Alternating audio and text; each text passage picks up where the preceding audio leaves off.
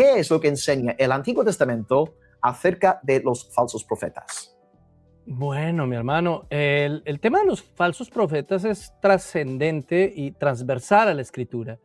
Y no es un tema secundario, es un tema que está en todo el centro del mensaje. Es decir, la Biblia no trata a los falsos profetas como si fueran hermanitos que se equivocaron en algún punto y tuvieron un pequeño error y hay que comprenderlos y amarlos como algunos quieren que nosotros hagamos.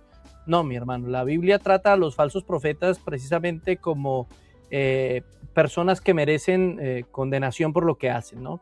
Entonces, hay varias maneras o hay varias cosas que nos dice el Antiguo Testamento sobre los falsos profetas. Primero, nos dice que no tengamos temor de ellos. Si lo que profetizan no se cumple, entonces no es un profeta del Señor.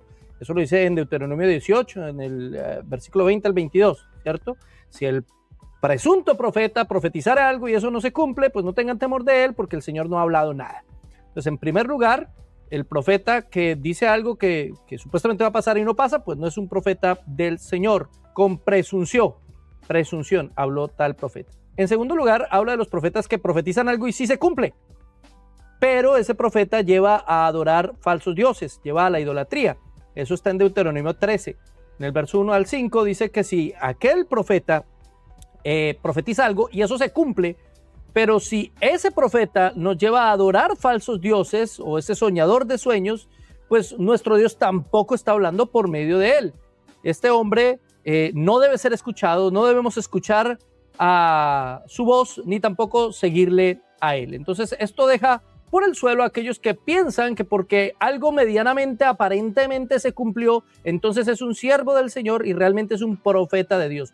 No, el centro del asunto está en que la profecía del Antiguo Testamento apunta siempre a Cristo. Y eso es algo que mucha gente no entiende.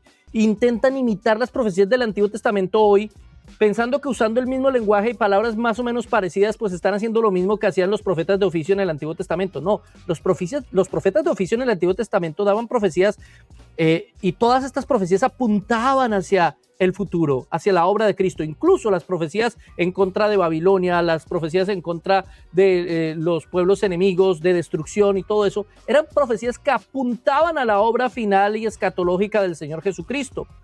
Por eso mismo, cuando Jesucristo viene y nos da plena luz por medio de su palabra y su presencia aquí en la tierra, pues ese tipo de profecías se hacen básicamente innecesarias porque todas apuntaban precisamente al cumplimiento que él mismo instauró cuando estuvo aquí en la tierra. Lo vimos a él, vimos su gloria y pudimos ver el cumplimiento de todas las profecías en Cristo mismo.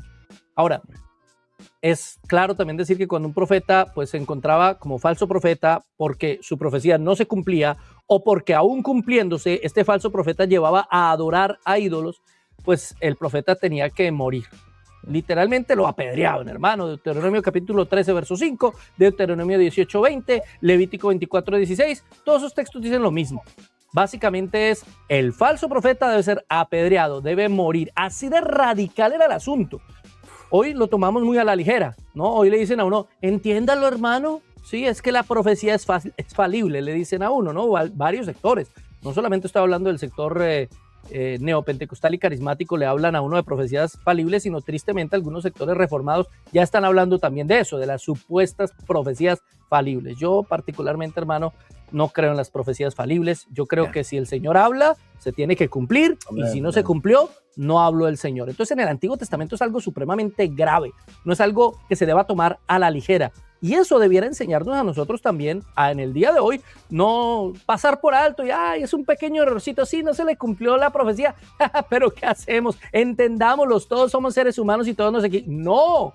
No, porque está haciéndose pasar por Dios, está diciendo que Dios habla por él cuando Dios no ha dicho nada. Eso es gravísimo. Y así es todo el discurso de estos falsos profetas. Por eso no deben ser escuchados, deben ser condenados, señalados, y obviamente hoy no los vamos a tomar literalmente a piedra, pero tal vez sí metafóricamente por medio obviamente de la palabra. Vamos a atacar sus falsas doctrinas con la palabra, con la roca fuerte que es nuestro Señor Jesucristo, y a demostrar que sus falsas profecías y sus falsos discursos están causando muchísimo daño a la iglesia y no pueden ser tolerados. Era intolerable un falso profeta en el Antiguo Testamento. Y no entiendo por qué hoy los toleramos, los aplaudimos, los abrazamos, los recibimos y no ponemos ningún problema. Y antes los malos somos aquellos que decimos que esos son falsos profetas. Eso es una lógica que no logro entender. Testamento, el Nuevo Testamento también nos da pautas acerca de los falsos profetas. Los falsos enseñan algo al respecto. Sí, mi hermano. De hecho, pues yo creo que no solo enseña en contra de los falsos profetas, sino que sube el estándar. Todavía es absolutamente más radical. El Señor Jesucristo, Mateo capítulo 7, versículo 15 al 20, guardaos de los falsos profetas que vienen a vosotros vestidos de ovejas, pero por dentro son lobos rapaces. O sea, es absolutamente radical. El Señor Jesucristo no está jugando con esto. Y alguien hoy, esos tolerantes amigos de los falsos profetas dirían, qué fuerte fuiste, Señor, no les hables así, también son creación tuya, hay que mostrarles amor. El Señor está siendo radical, perdón, lobos rapaces. Así les dice el Señor, esos son los términos que el Señor usa para los falsos profetas y luego añade, por sus frutos los conoceréis. Y es que es evidente esto, ¿no? Uno de estos falsos profetas se evidencian muchísimo porque su fruto no es un fruto digno de arrepentimiento.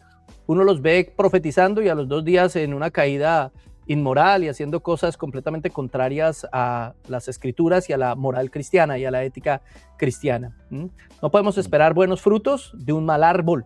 ¿Cómo esperar que alguien que ha dado falsas profecías y predica un falso evangelio sea alguien del que podemos sacar algo edificante? No tiene el más mínimo sentido. Ahora, en Hechos, en capítulo 20, Pablo da por hecho que vendrán esos falsos profetas, ¿no? Él dice, por tanto, mirad por vosotros y por todo el rebaño en que el Espíritu Santo os ha puesto por obispos para apacentar la iglesia del Señor, la cual él ganó por su propia sangre, porque yo sé, dice, o sea, es una seguridad, no es un tal vez o es posible o cuídense de que no vaya a pasar. No. Yo sé que después de mi partida entrarán en medio de vosotros lobos rapaces que no perdonarán al rebaño.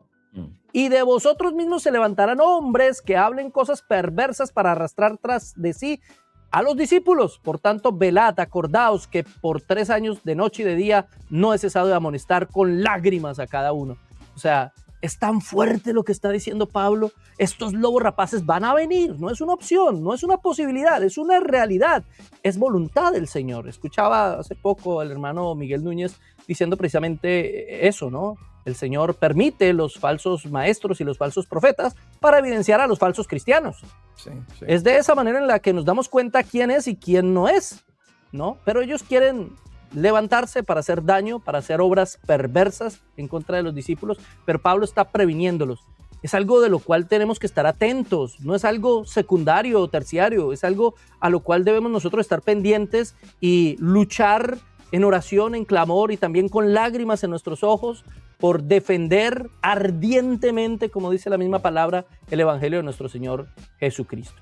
Si uno se da cuenta, básicamente casi todas las cartas de Pablo son una lucha constante y continua en contra de falsos maestros y falsos profetas. Uno lo ve en la primera carta a los Corintios, la segunda carta a los Corintios, en el libro de Romanos, en el libro de Gálatas, uno lo ve por todas partes en los escritos de Pablo, luchando contra aquellos que querían judaizar la iglesia, luchando contra las ideas gnósticas de su tiempo, luchando contra cualquier cosa que no fuera solo evangelio, el puro evangelio.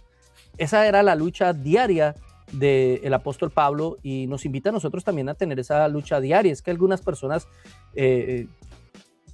no sé por qué razón, piensan que ya no tenemos por qué hacer defensa de la fe, como que la apologética no hace parte del evangelio mismo.